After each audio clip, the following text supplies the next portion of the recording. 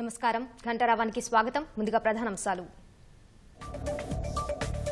Governor కోట ఎమ్మెల్సీలపై high court కీలక తీర్పు. కోదండరాం, అలీఖాన్ నియామకాల గెజిట్ కొట్టివేత.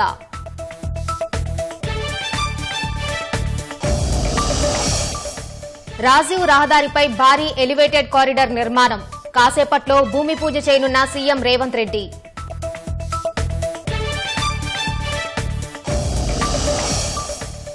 నియామకాల్లో అతివలకు అన్యాయం జరిగిందన్న కవిత. రేపు ధర్నా చౌక్ లో నిరసనలకు ఎమ్మెల్సీ పిలుపు.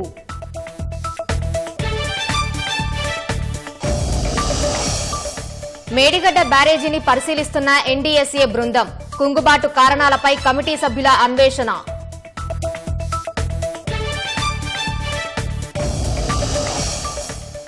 ఉక్రెయిన్, గ్రీక్ అధినేతలకు త్రుటిలో తప్పిన ప్రమాదం. ఇరు నేతల కాన్వాయ్కు 500 మీటర్ల దూరంలో క్షిపణి దాడి.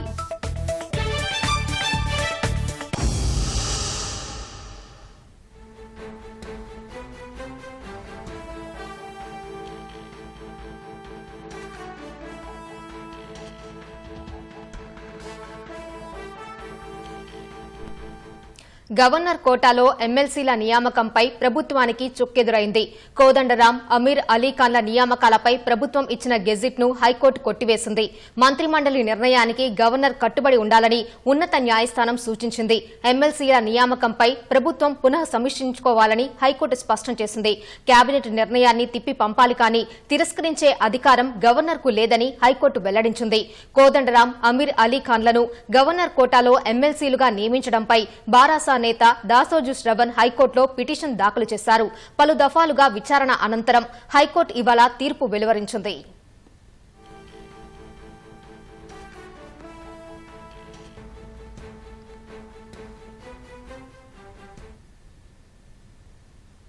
సికింద్రాబాద్ ప్రాంతవాసులకు ట్రాఫిక్ కష్టాలు తీరనున్నాయి. కరీంనగర్ వైపు వెళ్లే ప్రయాణికులకు మెరుగైన ప్రయాణ సదుపాయం కలగనుంది. ఈ రూట్లో భారీ ఎలివేటెడ్ కారిడార్ నిర్మాణానికి ప్రభుత్వం సిద్దమైంది. నేడు అల్వాల్లోని టిమ్స్ సమీపంలో ముఖ్యమంత్రి రేవంత్ రెడ్డి భూమి పూజ చేయనున్నారు. 11.3 కిలోమీటర్ల పొడవు మేర 6 లైన్లతో ఈ కారిడార్ను నిర్మించనున్నారు. దీంతో హైదరాబాద్ రామగుండం రహదారికి మహర్దశ పట్టనుందని నగరవాసులు సంతోషం వ్యక్తం చేస్తున్నారు. ముఖ్యంగా ఉత్తర తెలంగాణ ప్రాంతవాసులు కరీంనగర్ వైపు వెళ్లే ప్రయాణికులు సాఫీగా ప్రయాణించవచ్చు.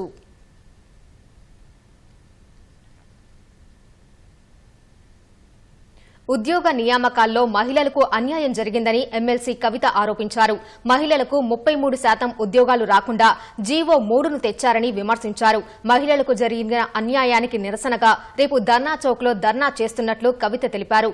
అభద్రతా భావంతో సీఎం రేవంత్ మాట్లాడుతున్నారని ఆమె విమర్శించారు.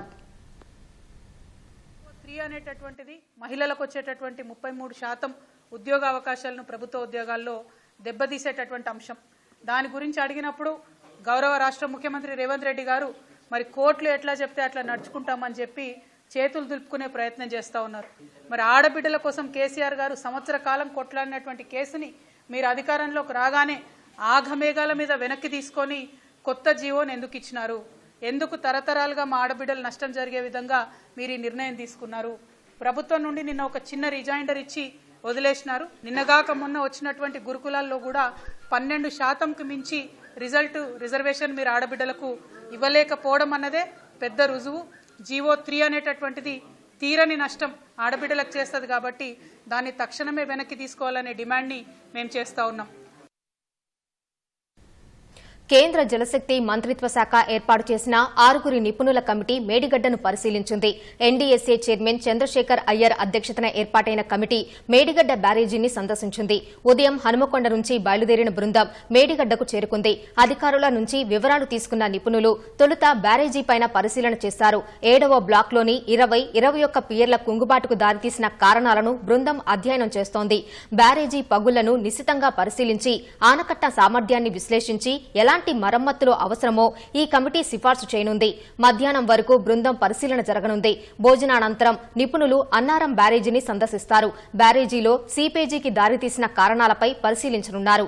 బ్యారేజీల రక్షణకు తీసుకోవాల్సిన చర్యలను నిపుణుల కమిటీ సూచిస్తుంది.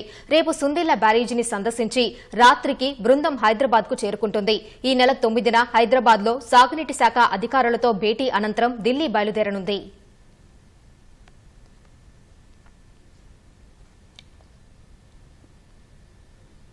హైదరాబాద్ శివారు దుండిగల్లో అక్రమ నిర్మాణాలను మున్సిపల్ సిబ్బంది కూల్చివేస్తున్నారు. ఈ క్రమంలో మల్కాజ్గిరి ఎమ్మెల్యే మర్రి రాజశేఖర్ రెడ్డికి చెందిన మర్రి లక్ష్మారెడ్డి ఇన్స్టిట్యూట్ ఆఫ్ టెక్నాలజీలోని ఏరోనాటికల్ ఇంజనీరింగ్ కళాశాల భవనాలను కూల్చివేశారు. చిన్నదామర చెరువు కబ్జా చేసి భవనాలను నిర్మించారన్న ఆరోపణలతో విచారణ జరిపిన మున్సిపల్ అధికారులు మేడ్చల్ జిల్లా కలెక్టర్ ఆదేశాల మేరకు అక్రమ నిర్మాణాలను కూల్చివేశారు.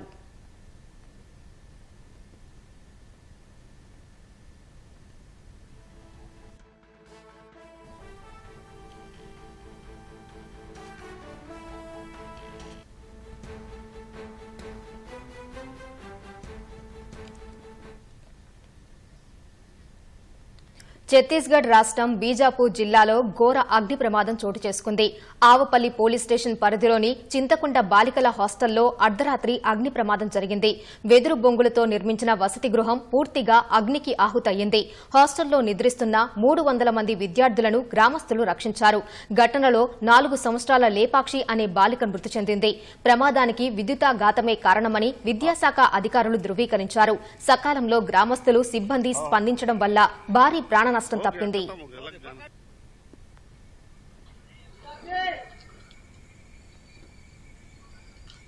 చింతకుంట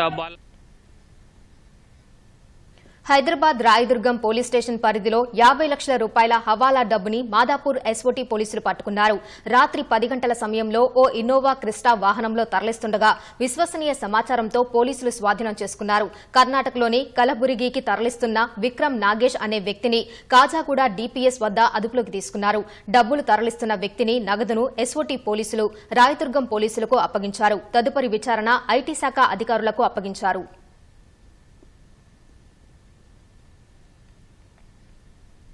మెదక్ జిల్లాలోని ప్రసిద్ధ పుణ్యక్షేత్రం ఏడుపాయల ఆలయంలో వనదుర్గామాత జాతరకు అధికారులు అన్ని ఏర్పాట్లు పూర్తి చేశారు.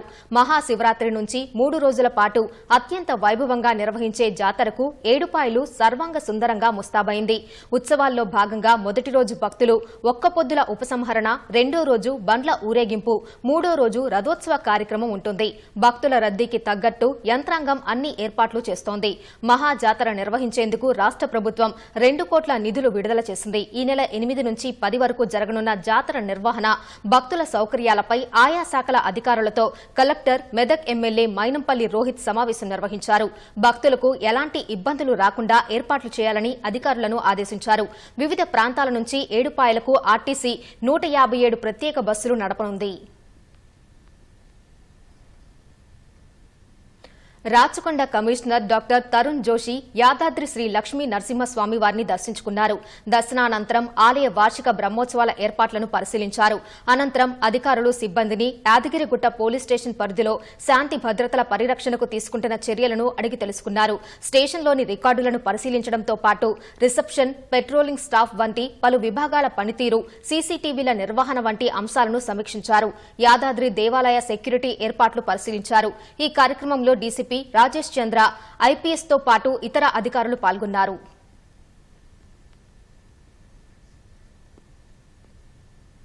ఎప్పుడెప్పుడా అని ఎదురుచూసిన చారిత్రక సంపదకు నిలయం వరంగల్ 1000 స్తంభాల ఆలయ కళ్యాణ మండప పునర్నిర్మాణం ఎట్టకేలకు పూర్తయింది. మహాశివరాత్రి పర్వదినం సందర్భంగా కేంద్ర మంత్రి కిషన్ రెడ్డి మండపాన్ని ప్రారంభించనున్నారు. ఇన్నాళ్లు 1000 స్తంభాల ఆలయ అందాలను వీక్షించిన సందర్శకులను ఇక కళ్యాణ మండప అందాలు అలరించనున్నాయి.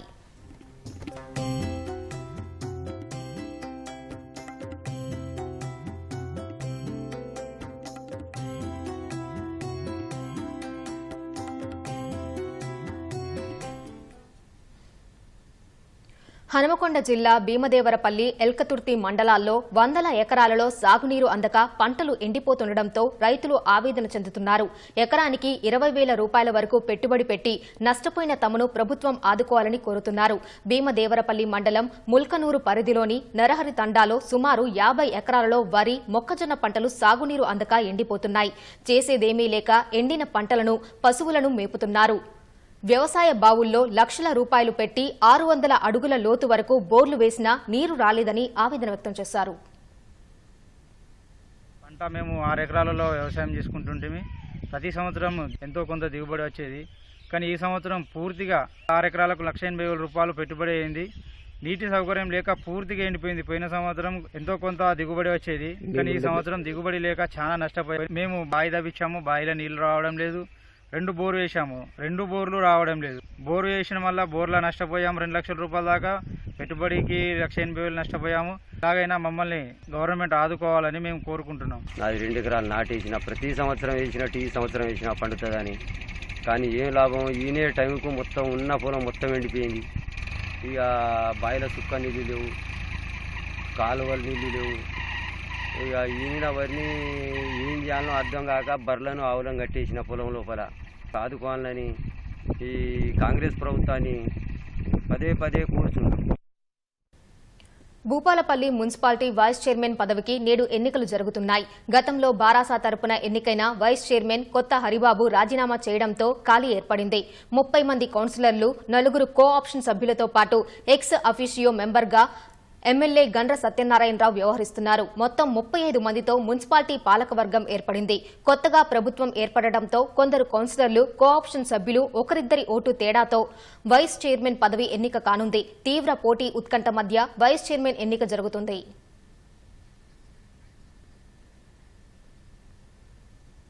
గాంధీభవన్లో కాంగ్రెస్ ఎమ్మెల్సీ జీవన్ రెడ్డి మాట్లాడుతున్నారు. ప్రత్యక్ష ప్రసారం ద్వారా చూద్దాం.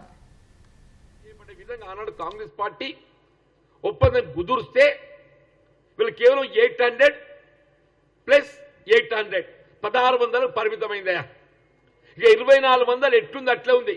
నువ్వు స్థలం కేటాయింపే కానీ, వీళ్ళ కేంద్ర ప్రభుత్వంతో సంప్రదింపులే కానీ, వీళ్ళ కేవలం యాదాద్రి పవర్ ప్రాజెక్ట్ నిర్మాణంలో దాంతో ఏదైతే నీకు వచ్చే కమిషన్ల కక్కుర్తి కొరకు సెకండ్ ఇవాళ ఏదైతే స్టేట్ రీఆర్గనైజేషన్ యాక్ట్ లో కుదుర్చుకున్న ఒప్పందం ఏదైతే ఉందో 2400 మెగావాట్ల విద్యుత్ ఉత్పాదనను నువ్వు ఇగ్నోర్ చేసినావు అని చెప్పంటున్నా. జస్ట్ ఫర్ యువర్ కమిషన్ నువ్వు ఇలా ఆత్మగౌరవ గురించి మాట్లాడమేంటే నాకు ఆశ్చర్యం కలుగుతుందని చెప్పంటున్నా. ఇలా ప్రధానమంత్రి గారితో ఏదైతుందో ఇది ఫెడరల్ సిస్టమ్ అన్నది, మన ఫెడరల్ సిస్టమ్ అని చెప్పండి. ఫెడరల్ సిస్టంలో రాష్ట్రాలకు ఏవైతే కేంద్రం ద్వారా లభించవలసినటువంటి ఒక సౌకర్యాలు, నిధుల కేటాయింపు, భూ బదలాయింపు, ఇవాళ ఏదైతుందో జూబ్లీ బస్ స్టేషన్ నుండి ఔటర్ రింగ్ రోడ్ వరకు, జూబ్లీ బస్ స్టేషన్ నుండి ఔటర్ రింగ్ రోడ్ వరకు ఇవాళ గౌరవ ముఖ్యమంత్రి రేవంత్ రెడ్డి గారు అల్వాలో ఏదైతుందో ఇవాళ ఈజ్ లేయింగ్ ఫౌండేషన్ స్టోన్. ఇలా దశాబ్దాల ఇవాళ మా ఉత్తర తెలంగాణ ప్రాంతం యొక్క చిరకాల యొక్క వాంఛ అని చెప్పి అంటున్నాను నేను. I hail from Karimnagar.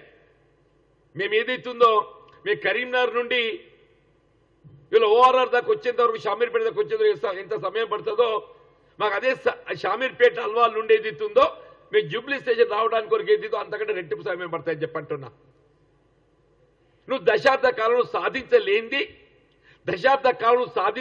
ఏదైతుందో రక్షణ శాఖకు సంబంధించినటువంటి ఒక భూ బదలాయింపు, దాన్ని ప్రత్యామ్నాయంగా భూ బదలాయింపు చేస్తూ ఇవాళ ఏదైతుందో ఆ భూ బదలాయింపు ప్రక్రియ పూర్తి చేయబడడంతో తెలంగాణ రాష్ట్ర ప్రభుత్వం గౌరవ ముఖ్యమంత్రి గారు ఏదైతుందో వీళ్ళు ఈ ఎలివేటెడ్ కారిడార్ మీకు జూబ్లీ స్టేషన్ నుండి ఏదైతుందో అల్వాల్ నుండి అయితే ఓఆర్ఆర్ వరకు నిర్మాణం చేపట్టబడే విధంగా 19 కిలోమీటర్స్ అని చెప్పంటున్నాను నేను. నువ్వు సాధించలేంది 100 రోజుల్లో ఇవాళ రేవంత్ రెడ్డి ప్రభుత్వం సాధించింది అని అంటే యు మస్ట్ అప్రిసియేట్. నువ్వు దాన్ని ఏదైతుందో ఇంత నీ కుచ్చిత బుద్ధి పోలిస్తలేవు చెప్పంటూ నేను. ఇవాళ కేసీఆర్ చేసింది ఇప్పటికి చెప్పంటున్నా. మోడీ గారు స్వయంగా పేర్కొండు కదనే, కేసీఆర్ గారు खुद मेरे पास आके मेरे बेटे को जो है मैं सीएम बनाना चाहता हूं, आपकी मेहरबानी चाहिए. और ఇదొకటి గమ్మతుంది అంటూ నేను. ఇవాళ ప్రజాస్వామ్యంలో ఏదైతుందో ఎవరు ముఖ్యమంత్రి కావాలనేది పాలకు శాత డబ్బులు నిండిస్తారా. కేసీఆర్ స్వయంగా మోడీ గారి ముందు మోకరిల్లి నా కొడుకుని ఏదైతుందో నేను ముఖ్యమంత్రి చేయదలుచుకున్నా, చేయాలని భావిస్తున్నా, మీ ఆశీర్వాదం కావాలి, మీ సహకారం కావాలి అంటే ఏమన్నట్టు అని చెప్పంటూ నేను. నువ్వు ప్రధానమంత్రి గారి దగ్గర పోయి ఏమడగాలి? రాష్ట్ర హక్కుల గురించి, రాష్ట్ర హక్కుల సాధన గురించి, స్టేట్ రీఆర్గనైజేషన్ యాక్ట్ లో పొందుపరిచిన అంశాల గురించి మాట్లాడాలి, జాతీయ ప్రాజెక్టుల గురించి మాట్లాడాలి. మిషన్ భగీరథ నిధుల కేటాయింపు గురించి మాట్లాడాలి, ఐటీఐఆర్ ప్రాజెక్టు గురించి మాట్లాడాలి. ఇన్ఫర్మేషన్ టెక్నాలజీ ఇన్వెస్ట్మెంట్ రీజన్ ఏదైతుందో ఆనాడు ఉమ్మడి రాష్ట్రంలో కాంగ్రెస్ ప్రభుత్వం తెలంగాణ రాష్ట్రంలో సాఫ్ట్వేర్ హార్డ్వేర్ రంగాన ఈ ప్రాంతానికి ప్రోత్సాహం కలిగించే విధంగా ఐటీఆర్ ప్రాజెక్టు మంజూరు చేస్తే ఏం చేసినవే నువ్వు? What happened you IIM project? What happened you IIM project అని అడుగుతూ నేను. దశాబ్ద కాలం కేవలం నీ కమిషన్ల కక్కుర్తి అంటూ, నీ కమిషన్ల కక్కుర్తి తప్పనికి ఇంకోటి లేదు. నువ్వు, నీ కొడుకు, నీ బిడ్డ, నీ అల్లుడు, తప్పదే అడ్డగుడు కొడుకు, అదే నీ కుటుంబం, అదే నీ కుటుంబం. అందరూ ఎవరికి అందినంతవాడు దండుకోవాలి, అందరూ ఎవరికి అందినంతవాడు దండుకోవాలి. దానికి కేంద్రం అడ్డు రావద్దు, దానికి కేంద్రం అడ్డు రావద్దు. ఇవాళ నేనైతే అడ్డ చెప్పంటూ నేను ఇవాళ గతంలో తెలంగాణ ప్రభుత్వ కమిషన్ల కక్కుర్తిలో కేంద్రానికి కూడా వాటా ఉంది అంటున్నాను, కేంద్రానికి కూడా వాటా ఉందని చెప్పంటున్నాను. నువ్వు ఏ కాలుష్యం ప్రాజెక్ట్ ఫైనాన్సింగ్ ఏదైతుందో నీ పవర్ ఫైనాన్స్ కార్పొరేషన్ ఎట్లా అప్పించిందే? నువ్వు ఏ విధమైనటువంటి ఒప్పందాలు పూర్తి స్థాయిలో లేకుండా కాళేశ్వరం ప్రాజెక్ట్ నిర్మాణానికి సంబంధించి మీరే పేర్కొంటున్న వల్ల, మీరే పేర్కొంటున్న వల్ల ఇవాళ దానికి కావాల్సిన పూర్తి స్థాయి లోపల అనుమతి పత్రాలు లేవని చెప్పని, మరి ఎప్పుడైతే పూర్తి స్థాయిలో అనుమతి పత్రాలు లేవని చెప్పి మీరే పేర్కొంటుండ్రో జలవనరుల శాఖ నుండి, మీరు ఎట్లా power finance corporation which is a public undertaking which runs under the union government power finance corporation ఎట్లా అప్పించింది అడుగుతున్నా నేను. మీ ఇందులో మీ బాధ్యత లేదా అని చెప్పంటూ నేను. వాళ్ళు ఏ బ్యాంకుకి వెళ్ళి అప్పెత్తినా కానీ reserve bank of India guide lines కి అనుగుణంగా, reserve bank of India guide lines కి అనుగుణంగానే అప్పులు మంజూరు చేయగలుగుతుందని చెప్పంటూ నేను. ఇలా కాళేశ్వరం ప్రాజెక్టు ఏదైతుందో జలవనరుల శాఖ నుండి పూర్తి స్థాయిలో అనుమతి లేకుండా ఇవాళ అప్పులు పొందగలిగాడంటే కేంద్ర ప్రభుత్వం ఇవాళ దాన్ని ఏదైతుందో అనుమతించడంతో, కేంద్ర ప్రభుత్వం అనుమతితోని పరోక్షంగా సహకరించడంతో అటు ఒక విధంగా చెప్పాలంటే రాష్ట్రంలో టీఆర్ఎస్ అవినీతి భాగోతాన్ని ఇవాళ దాన్ని ప్రోత్సహించింది కేంద్రం అని చెప్పక తప్పదని చెప్పంటున్నాం. కానీ వీళ్ళ కాంగ్రెస్ పార్టీ అట్లా కాదురని ఆయన ప్రజల హక్కుల కొరకు పోరాటం చేసిన నీలాగా నీ కమిషన్ల కక్కుర్తి కొరకు కాదని చెప్పంటున్నాను. నువ్వు మోడీకి మోగరిల్లింది ఎవరు? నువ్వు నీ అయ్యా. మోడీకి మోగరిల్లింది ఎవరు? నువ్వు నీ అయ్యా అని చెప్పంటు నేను. మీ కమిషన్ల కక్కుర్తి కొరకు, మీ అధికార దాహం కొరకు ఏదైతుందో మీరు మోడీ గారిని మోకరిల్లిండ్రు. రేవంత్ రెడ్డి గారు మొగోడు లాగా ఏదైతుందో వీళ్ళ మోడీ గారితో రాష్ట్ర హక్కుల కొరకు ఏదైతే పోరాటం చేస్తుందని చెప్పంటున్నా. ఎలివేటెడ్ కారిడార్ ఏదైతే 100 రోజుల్లో సాధించగలిగిందని చెప్పంటున్నా. You must appreciate it I'm telling అని చెప్పంటున్నా. ఏం చేసినా పోతిరెడ్డి పాడు ఆడ జగన్ రెడ్డితో కుమ్మక్కైపోయి ఏదైతుందో పోతిరెడ్డి పాడు ఇలా 11,000 క్యూసెక్లతో 44 క్యూసెక్ 84,000 క్యూసెక్ అయిందా. ఉక్రెయిన్ అధ్యక్షుడు జెలెన్స్కీ, గ్రీక్ ప్రధాని కొరియాకోస్ మిత్సటాకోస్లు ప్రాణాంతక దాడి నుంచి తప్పించుకున్నట్లు తెలుస్తోంది. ఉక్రెయిన్ పర్యటనకు వచ్చిన కిరియాకోస్తో కలిసి జెలెన్స్కీ నగర సందర్శనకు బయలుదేరిన సమయంలో నల్ల సముద్ర తీరంలోని ఒడిశా నగరంలో ఈ ఘటన జరిగినట్లు ఉక్రెయిన్ సైన్యం తెలిపింది. రష్యా ప్రయోగించిన ఓ క్షిపణి వారి కాన్వాయ్కు కేవలం 500 మీటర్ల దూరంలో పడినట్లు వెల్లడించింది. ఈ దాడిలో 5గురు చనిపోగా పలువురు తీవ్రంగా గాయపడ్డారని ఉక్రెయిన్ సైన్యం తెలిపింది. తమపై దాడి జరిగిందని, ఈ దాడిలో కొందరు మరణించినట్లు తెలిసిందని ఉక్రెయిన్ అధ్యక్షుడు జెలెన్స్కీ అన్నారు. మరోవైపు తాము ఒడిశాలోని ఓ హ్యాంగర్ను అత్యంత ఖచ్చితత్వంతో లక్ష్యంగా చేసుకున్నట్లు రష్యా రక్షణ శాఖ ధృవీకరించింది. అక్కడ తమ దాడి విజయవంతమైందని పేర్కొంది. కానీ ఈ ప్రకటనలో జెలెన్స్కీ పేరును ఎక్కడా ప్రస్తావించలేదు.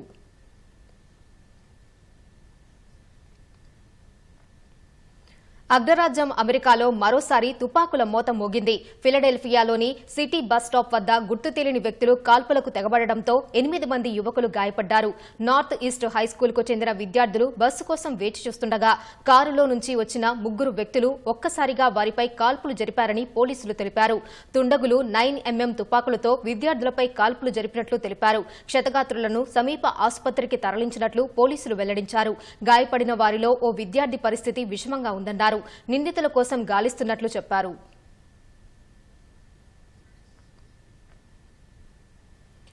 చంద్రుడిపై అణు విద్యుత్ కేంద్రాన్ని నిర్మించేందుకు చైనా, రష్యా ప్రణాళికలు రచిస్తున్నాయి. ఈ విషయాన్ని మాస్కో అంతరిక్ష సంస్థ రోస్ కాస్మోస్ అధినేత యూరీ బోరిసోవ్ తెలిపారు. భవిష్యత్తులో చంద్రుడిపై ఆవాసాలు నిర్మించేందుకు సౌర విద్యుత్ సరిపోదని, అందుకే అణు విద్యుత్ ప్లాంట్ నిర్మాణాన్ని పరిశీలిస్తున్నామని వివరించారు. చంద్రుడిపై 2033 నుంచి 35 నాటికి అణు విద్యుత్ కేంద్రాన్ని చైనా శాస్త్రవేత్తలతో కలిసి ఏర్పాటు చేసే అంశాన్ని తీవ్రంగా పరిశీలిస్తున్నట్లు చెప్పారు. మానవ ప్రమేయం లేకుండా ఈ నిర్మాణానికి రోబోలని ఉపయోగిస్తామన్నారు. అంతరిక్ష ఆధారిత యాంటీ శాటిలైట్ ఆయుధాలను మాస్కో అభివృద్ధి చేస్తున్నట్టు ఇటీవల అమెరికా ఆరోపించింది. ఈ నేపథ్యంలోనే రష్యా స్పేస్ ఏజెన్సీ ఈ ప్రకటన చేయడం ప్రాధాన్యత సంతరించుకుంది.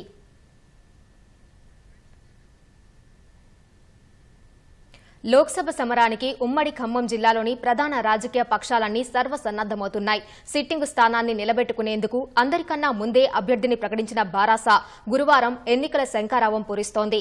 కాంగ్రెస్ అభ్యర్థిత్వానికి భారీ పోటీ నెలకొన్న వేళ అధికార పక్షం తుది కసరత్తు ముమ్మరం చేసింది.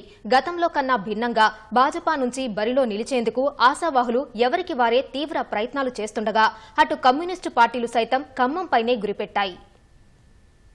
శాసనసభ ఎన్నికల్లో రాష్ట్ర రాజకీయాల్ని తమ వైపు తిప్పుకున్న ఖమ్మం పార్లమెంటు ఎన్నికల వేళ మళ్లీ రసవత్తరంగా మారుతున్నాయి. ఖమ్మం లోక్సభ బరిలో నిలిచే అభ్యర్థి ఎంపిక అధికార కాంగ్రెస్లో తుది అంకానికి చేరుకుంది. ఆశావాహుల నుంచి అభ్యర్థి ఎంపిక దాకా ఆచితూచి అడుగులు వేస్తున్న హస్తం పార్టీ భారీ మెజారిటీతో లోక్సభ స్థానాన్ని కైవసం చేసుకునేందుకు పటిష్ట కార్యాచరణతో ముందుకు సాగుతోంది. ఈ లోక్సభ నియోజకవర్గం పరిధిలోని అసెంబ్లీ నియోజకవర్గాల్లో భారీ ఆధిక్యాలతో విజయబావుట ఎగురవేసిన కాంగ్రెస్ భారాసా నుంచి సిట్టింగ్ స్థానాన్ని తన ఖాతాలో వేసుకోవాలని ఉవ్విళ్లూరుతోంది. పార్టీ టికెట్ కోసం దాదాపు డజను మంది పోటీ పడుతున్నా ప్రధాన పోటీ నలుగురి మధ్య ఉన్నట్లు కనిపిస్తోంది. ముగ్గురు మంత్రుల కుటుంబీకులైన పొంగులేటి ప్రసాద్ రెడ్డి, తుమ్మల యుగంధర్, మల్లు నందిని విక్రమార్కతో పాటు వీవీసీ ట్రస్టు అధినేత వంకాయలపాటి రాజా టికెట్ కోసం పోటీ పడుతున్నారు. కాంగ్రెస్ సీనియర్ నేతలు వి హనుమంతరావు, జెట్టి కుసుమకుమార్ ఇక్కడి నుంచే బరిలోకి దిగేలా పార్టీ పెద్దల వద్ద ప్రయత్నాలు చేస్తున్నారు. ఇప్పటికే పార్టీ పరంగా అంతర్గత సర్వే నిర్వహించి ముగ్గురి జాబితాను అధిష్టానానికి పంపించింది. వీరిలో ఒకరిని ఎంపిక చేసేందుకు తుది కసరత్తు చేస్తోంది. ఇందులో భాగంగా ఇవాళ హస్తినలో జరిగే కేంద్ర ఎన్నికల కమిటీ కీలక భేటీలో అభ్యర్థి ఎంపికపై తుది నిర్ణయం తీసుకునే అవకాశాలు కనిపిస్తున్నాయి. సిట్టింగ్ స్థానాన్ని నిలబెట్టుకోవడమే లక్ష్యంగా భారత రాష్ట్ర సమితి పావులు కదుపుతోంది. అసెంబ్లీ ఎన్నికల్లో ఉమ్మడి జిల్లాలో ఓటమి పాలైనప్పటికీ లోక్సభ స్థానాన్ని నిలబెట్టుకోవాలన్న కసితో కార్యాచరణకు సమాయత్తమవుతోంది. మిగతా పార్టీల కన్నా ముందే అభ్యర్థిగా సిట్టింగ్ ఎంపీ నామా నాగేశ్వరరావును మరోసారి బరిలో నిలిపిన భారత అధినేత ఎన్నికల ప్రచారం, గెలుపు వ్యూహాలపై ఇటీవలే ముఖ్య నేతలకు దిశానిర్దేశం చేశారు. అభ్యర్థి ప్రకటన పూర్తి కావడంతో ఎన్నికల శంఖారావం పూరించేందుకు భారాస సమాయత్తమవుతోంది. ఇందులో భాగంగా ఇవాళ ఖమ్మంలో పార్లమెంటు ఎన్నికల సన్నాహక సమావేశానికి హాజరు కానున్న కేటీఆర్ ఎన్నికల సైరన్ మోగించనున్నారు. గతంలో ఎన్నడూ లేని విధంగా ఈసారి లోక్సభ ఎన్నికల పోరులో సత్తా చాటారని కమలదళం భావిస్తోంది. మోదీ చరిష్మాతో ఈసారి ఎలాగైనా ఖమ్మం లోక్సభ స్థానంలో సత్తా చాటేందుకు భాజపా సిద్దమవుతోంది. ఇప్పటికే ఆశావాహుల అభ్యర్థులపై వడపోత పూర్తి చేసిన ఆ పార్టీ నాయకత్వం సరైన వారి కోసం అన్వేషణ సాగిస్తోంది. సామాజిక సమీకరణాలు లెక్కలు తీసి మరీ అభ్యర్థి ఎంపికపై ఆచితూచి అడుగులు వేస్తోంది. తొలి జాబితాలో ఖమ్మం అభ్యర్థిని ప్రకటించని భాజపా రెండో జాబితాలో ప్రకటించేందుకు సిద్దమవుతోంది. భాజపా నేతలు కొండపల్లి శ్రీధర్ రెడ్డి, గల్లా సత్యనారాయణ, డాక్టర్ గోంగూర వెంకటేశ్వర్లు, తాండ్ర వినోద్రావు అభ్యర్థి రేసులో ముందున్నారు. పార్లమెంటు ఎన్నికల్లో తమ అదృష్టాన్ని పరీక్షించుకునేందుకు అటు కమ్యూనిస్టు పార్టీలు సన్నద్దమవుతున్నాయి. అసెంబ్లీ ఎన్నికల నుంచి కాంగ్రెస్తో పొత్తులో ఉన్న సిపిఐ ఒక్క లోక్సభ స్థానంలోనైనా పోటీ చెయ్యాలని భావిస్తోంది. కాంగ్రెస్తో పొత్తులో భాగంగా తమకు ఖమ్మం స్థానం కేటాయించాలని కోరుతోంది. అటు సిపిఎం సైతం 2 నియోజకవర్గాల్లో పోటీ చేసేందుకు సిద్ధం కాగా ఖమ్మం నుంచి పోటీ చేయడమైతే ఖాయమని ప్రకటించింది. మరికొన్ని రోజుల్లో షెడ్యూల్ రానుండగా వ్యూహ ప్రతివ్యూహాలతో అధికార ప్రతిపక్షాలు ఎన్నికలకు సిద్దమవుతున్నాయి.